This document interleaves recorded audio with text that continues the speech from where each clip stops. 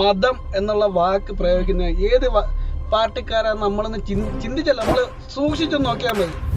ആ വാക്ക് ആരാ പ്രയോഗിക്കുന്നത്, അന്നേരം നമുക്ക് മനസ്സിലാവും ആർക്കാണ് ഈ മതം കൊണ്ടുള്ള യൂസ് എന്ന്. അമ്മ സംഘടനയല്ലേ അതാ അമ്മ സംഘടനയില് പെണ്ണുങ്ങളെ ഭയങ്കര അടി.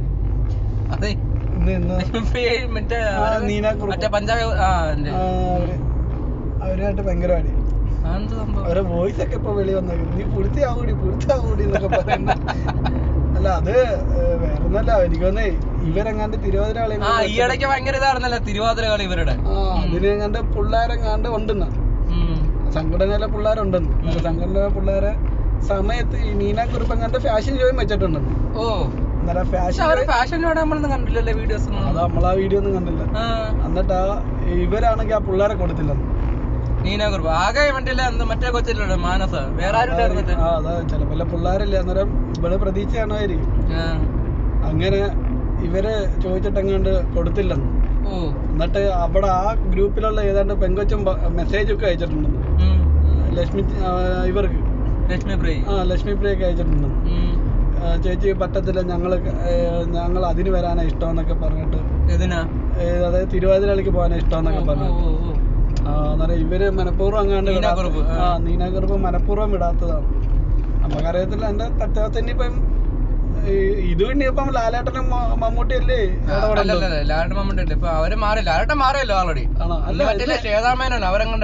എക്സിക്യൂട്ടീവ് ഇന്നെങ്ങാണ്ട് മീറ്റിംഗ് വെച്ചിട്ടുണ്ട്. ഇന്ന് ഞായറാഴ്ചയല്ലേ, എല്ലാ ടീമിനും കൊണ്ടൊന്ന് അടിക്കാം. ഞായറാഴ്ചയല്ലേ, ഏതെങ്കിലും ഹോട്ടല് മീറ്റിംഗ് വെക്കുക, ഫുഡ് മേടിക്കുക, വെള്ളം അടിക്കുക. എന്തല്ലേ അമ്മാ സംഘടന എന്നും പറഞ്ഞുകൊണ്ട് വെറുതെ എന്തായാലും ലാലട്ടൻ തല്ലുന്നോണ്ട അങ്ങനെ രക്ഷപ്പെട്ടു. ബിഗ് ബോസ് ഊരിയാ മതി. അല്ല അതും കഴിഞ്ഞല്ലോ, അത് മാറാൻ ചാൻസ് ഉണ്ട്. മറ്റേ ബിഗ് ബോസ് ഷോ ക്ലോസ് ചെയ്യുക, മറ്റേ വേറെ ടീം അങ്ങോട്ട് ആവട്ടെ, മറ്റേ ഗവൺമെന്റ് ഗ്രൂപ്പ് ആണെന്ന് ഇതിന്റെ ഇത്. അല്ല ഏഷ്യാനില്ല അങ്ങനെ വിളിച്ചു കഴിഞ്ഞാൽ ഉടനെ എന്താ ഞാൻ വരാമല്ലോ. ഭജൻ നല്ല സെറ്റ് ആവും. ഭജനിപ്പോ ഒരുപാട് അതിനകത്ത് എന്തോ രാഷ്ട്രീയം കലത്താൻ എന്തുവാ ഒന്ന് ആലോചിച്ചൊക്കെ. ഒരു കാര്യമുണ്ട്, വേറെ കാര്യമുണ്ട്. വേടന് അവന്റെ പരിപാടിക്കിടയിൽ അവൻ രാഷ്ട്രീയം അങ്ങനെ ഉണ്ടെന്ന് ആലോചിച്ച. ഇവര് ടീമില്ലേ നന്ദഗോവിന്ദം അല്ല, പിന്നെ വേറെ ഉണ്ട് സിത്താനി എന്നും പറഞ്ഞിട്ട് കുറെ പെങ്കൊച്ചുങ്ങളുണ്ട്, ചെറിയ ചെറിയ ടീമുകളുണ്ട്. അവരാരെങ്കിലും ഇതിനകത്ത് രാഷ്ട്രീയം കളിക്കാൻ നിൽക്കുന്നുണ്ടോ?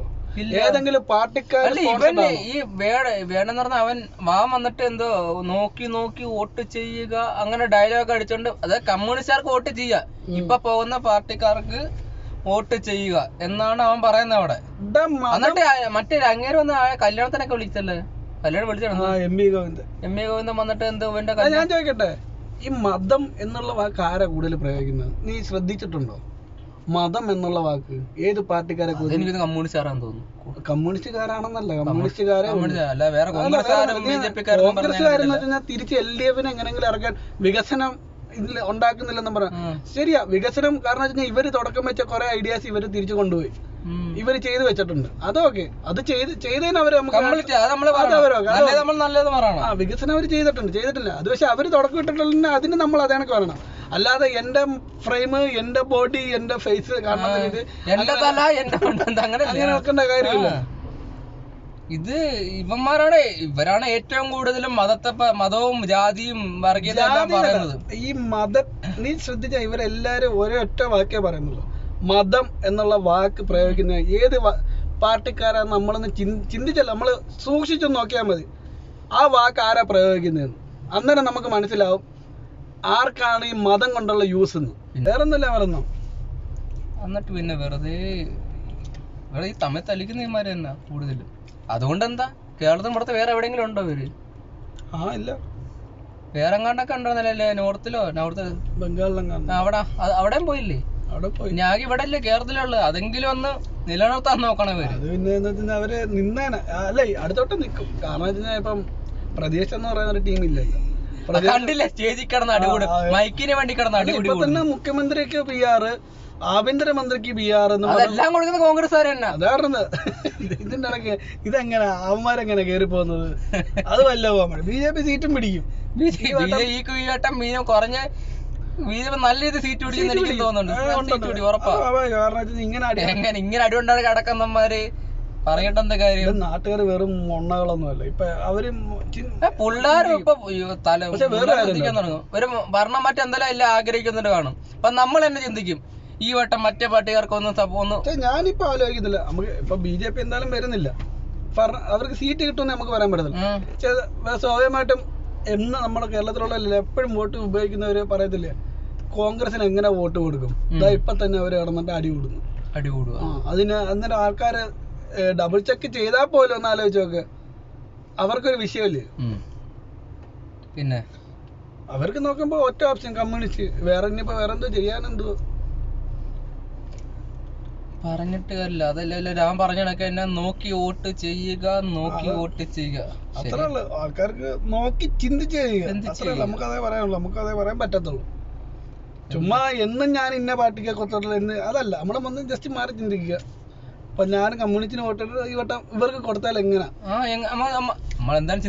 നമ്മളെ നാട് ഇപ്പം ഇന്ത്യയാണ് ഇന്ത്യയില് BJP ആണ് ഭരിക്കുന്നത്. കേരളത്തിൽ BJP ഭരിച്ചുകൂടാന്ന് ആരും അടുത്തും പറഞ്ഞിട്ടില്ല. കോൺഗ്രസ്സുകാർക്കും വരാനുള്ള സമയം. കാരണം ഒരു കമ്മ്യൂണിസ്റ്റ് തന്നെ ഒരു മുതിർന്ന നേതാവ് അങ്ങോട്ട് പറഞ്ഞു നോക്കുന്നത്. ഇപ്പം ഈ ഇടയ്ക്ക് പുള്ളി പറഞ്ഞു നമ്മളിപ്പോ അതായത് ഇപ്പൊ ഞാനിപ്പോ ഒരു കമ്മ്യൂണിസ്റ്റാണ്, ആ രീതിയിലാ പുള്ളി പറഞ്ഞു. അയാൾ കമ്മ്യൂണിസ്റ്റാണ്. അയാൾ പറഞ്ഞത് നമ്മൾ എപ്പോഴും ഭരണത്തിൽ ഇരുന്ന് കഴിഞ്ഞാല് നമുക്ക് അഹങ്കാരവും അഹന്തയും കൂടും. നമ്മളെ എല്ലാം എന്ന് പറഞ്ഞ ഈ വട്ടം പ്രതിപക്ഷത്തെങ്കിലും ഇരിക്കാൻ ശ്രമിക്കണം. എല്ലാ വട്ടം കണ്ടിന്യൂസ് ആയിരുന്നു കഴിഞ്ഞാൽ ശരിയാ. കാരണം നമ്മൾ ഒന്നാലോചിച്ചോക്കെ എപ്പോഴും ഒരേ ഭരണത്തിൽ നമ്മൾ ആൾക്കാർ ഇരുന്ന് കഴിഞ്ഞാല് സ്വന്തമായിട്ട് ഇത് വരും, എന്തോ അല്ല പറയല്ല, സെൽഫിഷ്നെസ്സും പിന്നെ അതൊക്കെ വരും. ഇച്ചിരി ഇടയ്ക്കൊന്ന് ഓപ്പോസിഷനും കൂടെ കേറണം. എന്നാലല്ലേ പൊളിറ്റിക്സ് ആവുന്നുള്ളൂ. ഇത് വൺ മാൻ ഷോ അല്ലേ ആവുന്നുള്ളൂ.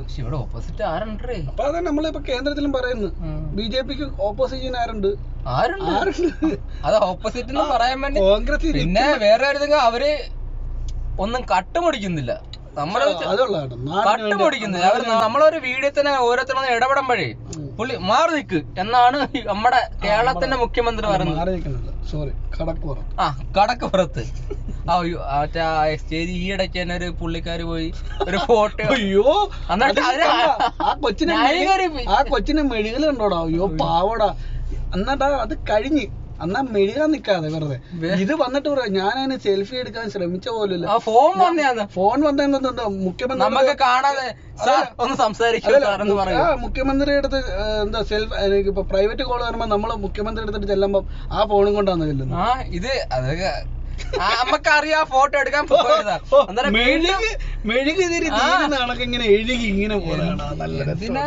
വെറുതെ നാണം കണ്ടാ എയർലെം കണ്ടായിരുന്നു താഴെ വന്നോ എനിക്കറിയുന്നില്ല. അതിപ്പം ആൾക്കാരെ എടുത്തില്ല. അത് അവർക്ക് വെറുതെ PR കൊടുക്കണ്ടല്ലോ, അതിന്റെ ആവശ്യമില്ലല്ലോ. അതിനെയൊക്കെ പിടിച്ച് പൊക്കിക്കൊണ്ട് നടക്കുന്നത്. അതാ ഞാൻ പറയാം. അന്നേരം പറയും ഇതൊക്കെയാണ് നാട്ടിലെ ഓരോരോ കാര്യങ്ങൾ ഓരോരുത്തരുടെ.